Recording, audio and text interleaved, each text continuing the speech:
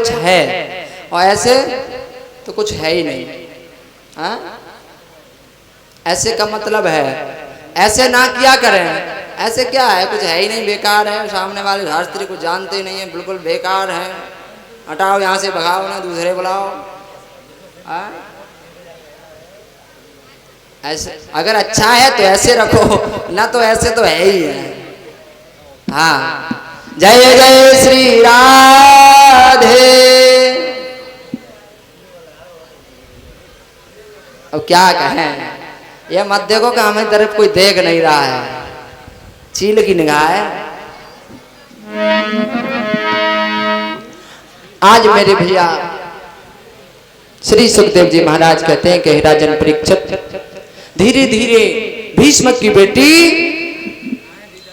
रुक्मिणी धीरे धीरे जब बढ़ने लगी है, और बढ़ने क्या लगी है बताते हैं कि कुछ दिन बाद बेटी शादी के योग्य हो गई, और जब शादी के योग्य जब बेटी हुई है तो मेरे भैयाओं आज शुद्धमती मैया ने अपने भीष्मक महाराज के लिए, पति महाराज के लिए बैठा लिया और एक बात कही है कि तुम्हें क्या पता है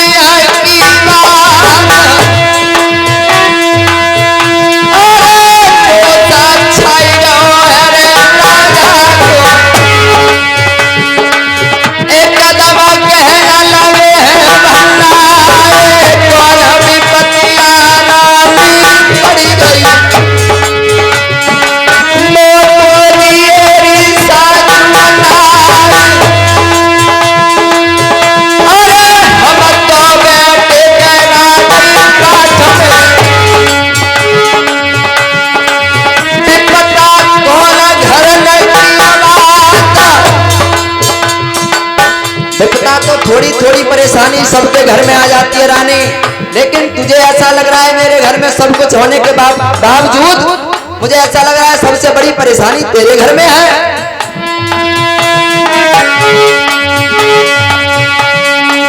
भैया घर घर की विपत्ति भावई घर घर सब कर्मन की बात कर्म से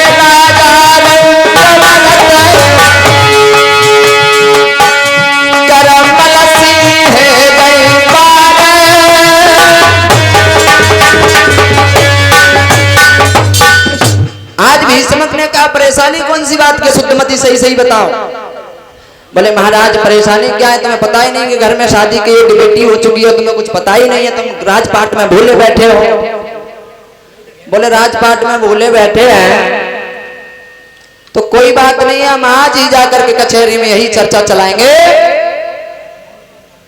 कि कोई सुंदर सा वर हमारी बेटी के योग्य होगा तो अपनी बेटी की शादी अवश्य कराएंगे। और माता बहन भाइयों बुजुर्गों, बेटी की बात तो वही जानता है, बेटी की इज्जत वही जानता है जिसके पास बेटी नहीं है, हाँ? आज भीष्मक महाराज वहां से चले गए और कचहरी में जाकर के पहुंच गए और कचहरी में जाकर के यही प्रश्न रख दिया। मंत्रियों से कहा, अरे मंत्री तुम्हें पता होना चाहिए कि हमारे 5 पुत्रों के सिवाय एक बेटी और है और वो भी शादी के योग्य हो चुकी है। अगर कोई योग्य वर हो, वो भी योग्य हो, तो हमें बताना। अगर हमारी बेटी के योग्य कोई वर हो तो हमारे लिए आप बताएं, हम अपनी बेटी की शादी उसके साथ में कर देंगे, लेकिन होना चाहिए हमारी बेटी के बराबर का। जितनी सुंदर हमारी बेटी है उतना ही सुंदर लड़का होना चाहिए।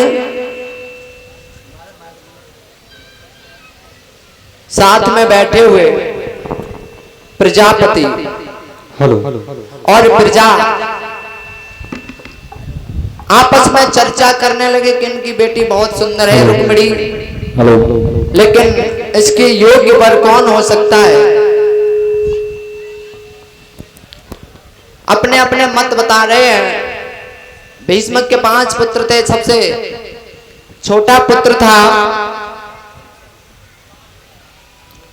सबसे छोटा पुत्र जो था वो थोड़ा उठ करके साहस करने लगा। पहले के जो पुत्र होते ना, वो पहले पिता के सामने कुछ बोलते नहीं थे। ये हमारी भारत संस्कृति थी कि घर के मामले में बाप के सामने बेटा बोल जाए, इतनी औकात नहीं थी।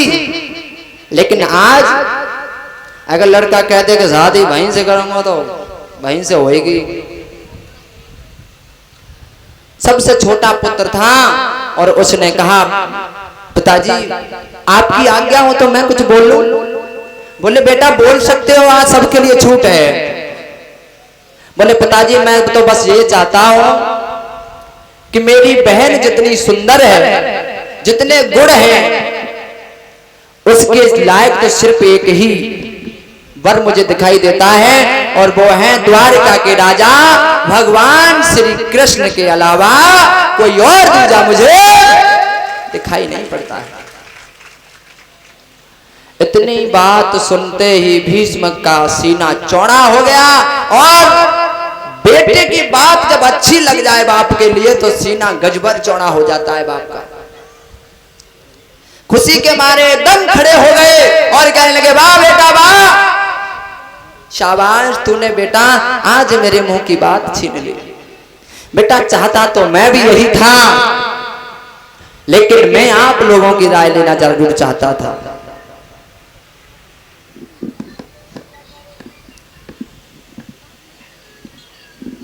आज इतनी बात जब पूरी सभा में चर्चित हुई है कि अब तो श्री कृष्ण के नाम की जय जयकार होने लगी कि ऐसा होगा कि रुक्मिणी की शादी भगवान कन्हैया के साथ हो ही जाएगी।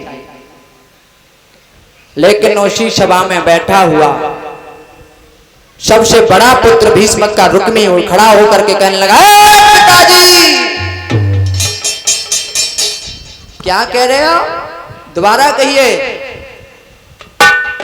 दोबारा कहना, कहा क्या आपने? बोले कहा क्या, हम अपनी बेटी के योग्य वर, हमें तो सिर्फ भगवान कन्हैया के सिवाय कोई और दिखाई नहीं देता। रुक्मी कहने लगा, पिताजी तुम्हें पता नहीं है जिसने बचपन में वन में गाय चराई हो, माखन को लूट लूट कर खाया हो, और यहां तक तो बताया ये है, हमारे कुछ शास्त्री लोग बताते हैं कि रुक्मी ने ये कह दिया कि उस कन्हैया ने गोपियों के वस्त्र चुराए हैं। क्या ऐसा हो सकता है कि भगवान योगीराज कृष्ण ने गोपियों के वस्त्र चुराए हो? लोगों ने गाय दिया, बैठ कदम की छैया, चित चोर ने चीर चुराए, डाली डाली दिए डार। हे भगवान कैसे कैसे गीत गा दे, इनकी ये महिमा यही जाने। छज्जे ऊपर बहु बाजरा है जाएगो, हाँ चलो मान लो, आजकल तो खैर आरसी को लेंटर होता, पहले कच्ची छत तो होती, चलो मान लो पजी हुआ हो, एक तरीका आता है। फूल काय को ऐसे तो मान लो कर कलम लगा देते हैं, आजकल काऊ का पेड़ हो तो हम यहाँ जाते कलम ही, मान लो कैसे प्रकार से है वो, लेकिन फूल चमेली को खिलेगा ही ना, बाजरा बहु जा रहा। ऐसा हो सकता है कि भगवान ने चीर चुराए हो? भगवान ने उस समय सिर्फ ये बताया था, अरे गोपियाओं इस जल में वरुण देवता का वास है और तुम इसमें नग्न स्नान कर रही हो। भगवान किसी के चीर नहीं चुराते, भगवान का जन्म इसलिए नहीं हुआ था, भगवान का जन्म एक काली नाव को नाथने या फिर उस कंस को मारने के लिए नहीं हुआ, या फिर भगवान श्री कृष्ण का जन्म इसलिए नहीं हुआ कि खरदूषण और रावण को मारने के लिए हुआ हो।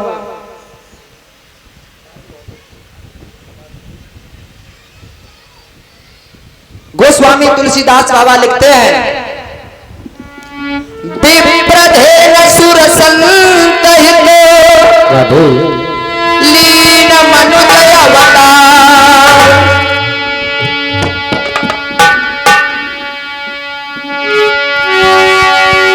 निज इच्छा निर्मति तनु माया गुण गोपाल। गोस्वामी तुलसीदास बाबा लिखते हैं, विप्रधेन सुर संत हित। विप्र कहते हैं ब्राह्मण के लिए, सुर देवताओं के लिए, संत भगवानों के लिए, मनुष्यों की अपनी भक्ति, अपने भगवान के भक्तों के लिए भगवान ने जन्म लिया, न कि ऐसे लोगों को मारने के लिए। क्या तुम भगवान को खुद आना पड़ता?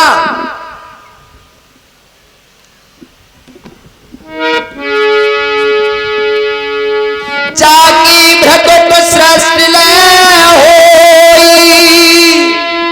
बाम भाग सिय सोहे सोही। अगर रावण को मारने के लिए भगवान राम आते तो सीता जी में कितनी शक्ति है ये पता है? जिनकी एक दृष्टि अगर सृष्टि पर पड़ जाए तो पूरी सृष्टि का विनाश हो जाएगा। जब सीता जी में इतनी शक्ति है तो फिर राम कोई साक्षात नहीं है, वो खुद नहीं आते। रावण को मारने के लिए तो बहुत तुच्छ सी बात थी, लेकिन उन्हें अपने भगवानों को भी भक्ति देनी थी। अगर राम नहीं आते तो किस प्रकार से जटायु का उद्धार होता, किस प्रकार से उस केवट का उद्धार होता।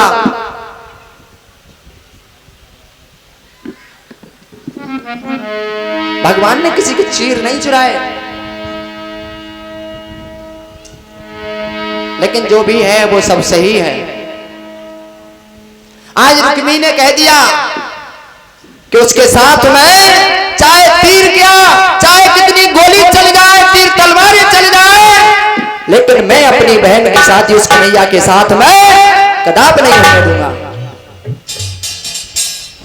भीष्मक कहने लगे क्यों ज्यादा उल रहा है? अगर तुझे इस रिश्ते से कोई परेशानी है तो तू दूसरा बर तू बता दे, कोई तेरी नजर में कोई अच्छा हो तो। कहने लगा इसकी चिंता छोड़ दो, वो मैंने पहले ही ढूंढ रखा है। हाँ, पहले ही ढूंढ रखा है। मैंने अपनी बहन रुक्मिणी की शादी के लिए वर चुन लिया है, और वो कौन है? चंदेली के राजा शिशुपाल के साथ मैं अपनी बहन की शादी मैं अपने हाथों से कराऊंगा। भीष्मक कहने लगे क्यों रे कमीने, एक बात मुझे बता, तेरा वो शिशुपाल रिश्ते में कौन लगता है? तेरा शिशुपाल रिश्ते में कौन लगता है? बोले मेरा साला है। बोले साले के साथ में तू अपनी बहन की शादी कर देगा? बोले हाँ कर देंगे, क्यों ना कर पाएंगे। भीष्मक कहने लगे तू इतनी बड़ी बड़ी बातें कर रहा है, इतनी बात कहने पर तेरी जिब्या में कीड़े नहीं पड़ गए? तू अपनी बहन की शादी की बात किससे कर रहा है, जरा एक बार सोच भी लिया तूने? बोले जो भी हो, मैं अपनी बहन की शादी चंदेली के राजा शिशुपाल के साथ करूंगा, और चाहे इस चौखट पे अगर दूसरी किसी की बारात आई तो सबसे पहले सिर उसका उड़ाऊंगा जिसके सिर पर सहरा होगा। क्यों लला? हाँ पागल है गए हो जी, बताओ क्यों? मैं तो जी मालूम पड़ रही तुम्हारी बुद्धि बिल्कुल सड़ गई है पिताजी। हाँ तुम्हें पता नहीं है? अरे मेरी बात सुन। हाँ, उसने अपनी बहन तुझे दे दी है, क्या तू भी अपनी बहन उसको देगा? सुनिए, हाँ, अगर बाप का जूता बेटे के पैर में आ जाए तो बाप को ज्यादा नहीं बोलना चाहिए। ज्यादा नहीं बोलना चाहिए। हाँ, किसी का पैसा उधार लिया तो उसका दोगे नहीं? हैं? उसने हमारे लिए अपनी बहन दे दी तो तुम उसकी शादी हमारी बहन से नहीं हो सकती क्या? मतलब बदलो कर रहे हो, किसी का एहसान नहीं रखना चाहते हो। बेटा ऐसी बात नहीं है, वह ठीक नहीं है। शिशुपाल ने ऐलान के साथ कह दिया अगर रुक्मिणी की शादी होगी तो किसके साथ होगी? शिशुपाल के साथ। और एकदम से तलवार खींच ली और कहा किसी की बोलने लायक हिम्मत है मेरे सामने? बोल जाए कोई? हम तो ताई में तुप गए थे, तलवार को देख करके सब डर गए। मैंने कि ना मालूम कहा कहा क्या हुआ, ऐसा ना वो चली जाए धोखे धपाड़े में। अब तो सारे नगर में यही चर्चा हो गई कि अब तो रुक्मिणी की शादी रुक्मी अपने साले के साथ शिशुपाल के साथ करा कर ही छोड़ेगा। और ये बात रुक्मिणी तक पहुंच गई। जब रुक्मिणी तक पहुंच गई, अब रुक्मिणी भगवान कन्हैया के लिए प्रेम करती थी। कब से पता है? रुक्मिणी ने एक दिन अपने गांव में एक पंडित जी मुख से 2 लाइन सुन ली थी, एक पंडित जी द्वारा गाई हुई। पंडित जी भीख मांग रहे थे और एक लाइन गा रहे थे, ब्रजभूम में हुआ है अवतार कन्हैया का, अवतार कन्हैया का, अवतार कन्हैया का, ब्रजभूम में हुआ है अवतार कन्हैया का। उसी दिन से रुक्मिणी भगवान योगीराज कृष्ण के लिए प्रेम करते थे। अब जब बात ये पता चल गई कि मेरी शादी तो शिशुपाल के संग हो रही है, तो अपनी सखियों को पास में बुलाया और कहा जी एरी बहना, हाँ तो इन्हें मालूम काहे की हमारे संग तो बड़ी नाइंसाफी है रही है। नाइंसाफी है रही है? हाँ। चुप रहो कर, ब्याह हो रहा है, सबको खुशी होता है, तू रो रही है, हैं? सबके ब्याह होते हैं जी ब्याह भाई, हमारा ब्याह हुए, ब्याह भाई बात ना। हाँ।